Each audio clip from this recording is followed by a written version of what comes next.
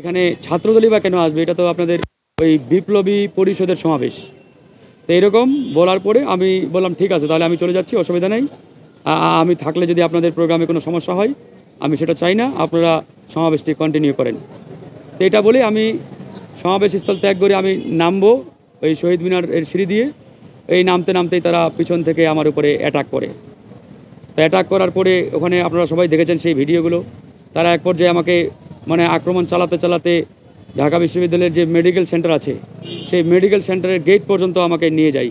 সেখানেও তারা আমাকে ছাড়ে নাই।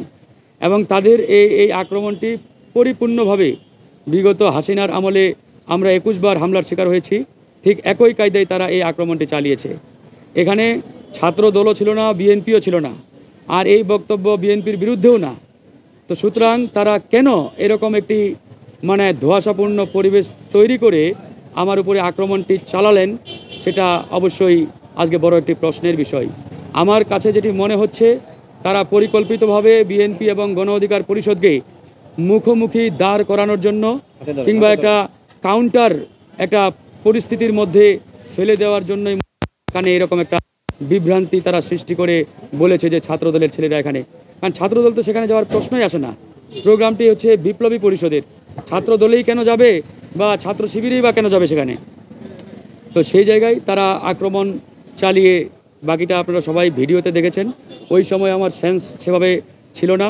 আমার সহযোদ্ধারা এবং উপস্থিত যারা রিক্সা চালকরা ছিলেন, ওনারা আমাকে ওই রিক্সায় তুলে পরে পিজি হাসপাতালে নিয়ে আসে। তো ওই সময় দু একজন সাংবাদিক আমাকে জিজ্ঞেস করে কারা আক্রমণ চালিয়েছে। তো আমার সেন্স কাজ না করাই আমি আসলে ওই সময় বলেছিলাম হয়তোবা ছাত্রদল হতে পারে।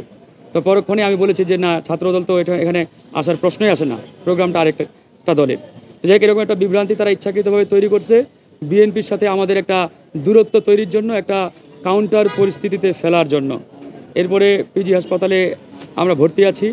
আজকে তারা শহীদ স্মৃতি ফাউন্ডেশনের প্রধান নির্বাহী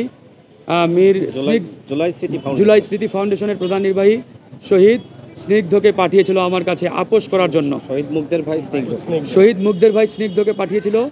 সে 7-8 জনকে নিয়ে আসছিল, এসে আমাকে অনুরোধ করেছে, ভাই ওনারা তো আপনারই ছোট ভাই, ওনারা একটা ভুল করেছে, যাই হোক না বুঝে আপনি মাফ করে দেন। তো আমি তাকে স্পষ্ট করে বললাম তারা যেটা করেছে এটা ভুল না, ভুল হলে আমি 100 বার মাফ করতে রাজি আছি, কিন্তু অপরাধের কোনো মাফ নেই, অপরাধের কোনো ক্ষমা হতে পারে না। তারা যেটি করেছে এটি পরিষ্কারভাবে অপরাধ, এবং এই অপরাধ তারা একটা জায়গায় নয়, শহীদ মিনার থেকে শুরু করে তারা একবারে ওই ঢাকা কি বলে আমাদের মেডিকেল সেন্টারের সামনে পর্যন্ত আমাকে তারা আক্রমণ করতে করতে নিয়ে আসে দৌড়ায়। তো এটা তো কোনোভাবেই মানে ভুল না, এটা অপরাধ।